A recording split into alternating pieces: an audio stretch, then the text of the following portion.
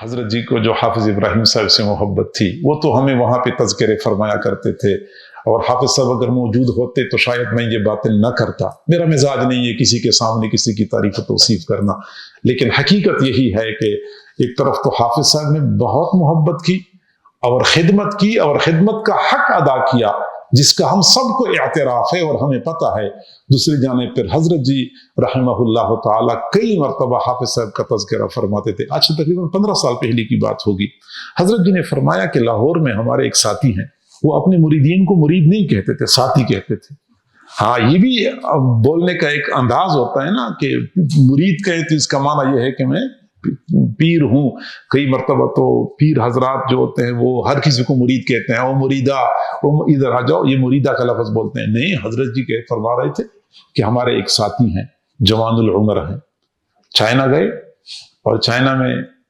کسی کاروباری ڈیل کے سلسلے میں تو سامنے جس سے بات چیت کرنی تھی وہ ایک خاتون تھی،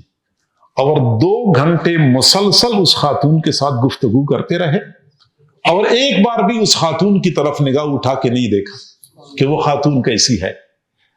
2 گھنٹے مسلسل گفتگو کرتے رہے اور ایک بار بھی نگاہ اٹھا کے نہیں دیکھا۔ لاہور میں ہمارے ایک ساتھی ہیں۔ اب ہم بھی بہت مشتاق تھے کہ لاہور میں ایسے ساتھی کون سے ہیں کہ جن کے بارے میں حضرت جی نے اس قدر بڑے مجمع میں یہ بات ارشاد فرمائی، بیان میں یہ بات ارشاد فرمائی۔ پھر جب حافظ صاحب وہاں تشریف لائے پھر ہمیں بتایا گیا کہ یہ وہی ساتھی ہیں جن کے اندر تقویٰ اور پرہیزگاری اس قدر ہے۔ ابھی چند دن پہلے کی بات ہے، ہمارے حضرت جی رحمہ اللہ ویسے بھی خلفاء کی حوصلہ افزائی بہت فرماتے تھے۔ پھر حافظ صاحب کا تو کام ہی ایسا ہے، تنوع والا کام ہے، مختلف جہات پہ کام کرتے ہیں، مدارس ہیں تو رفائی کام ہیں، تو اس پر حضرت جی بہت خوش ہوتے تھے۔ باقاعدہ مجلس میں بیٹھ کے تعریف و توصیف فرمایا کرتے تھے کہ بڑے متحرک بھی ہیں اور مخلص بھی ہیں، اور نہ ان کو تعریف و توصیف چاہیے نہ دنیاوی اغراض مقصود ہیں، خالص اللہ کی رضا کے لیے کام کر رہے ہیں۔ اور یہاں تک مجھے کہ فرمایا کرتے تھے کہ باقاعدہ میں ان سے راضی ہوں۔ حضرت عمر رضی اللہ تعالیٰ عنہ نے اپنی وفات کے وقت جو 5-6 بندوں کی کمیٹی بنائی تھی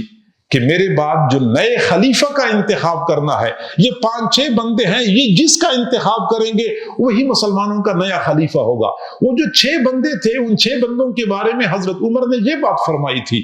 کہ حضور صلی اللہ علیہ وسلم دنیا سے تشریف لے گئے، وَهُوَ عَنْهُمْ رَاضٍ،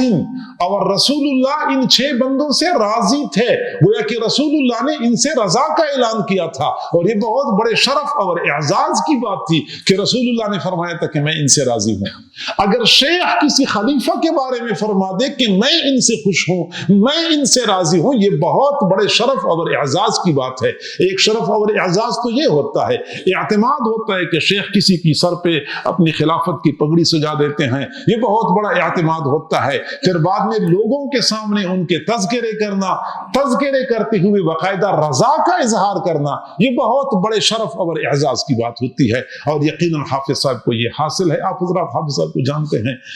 قریب سے آپ لوگوں نے دیکھا ہوگا کہ حافظ صاحب واقعی ایسے ہیں،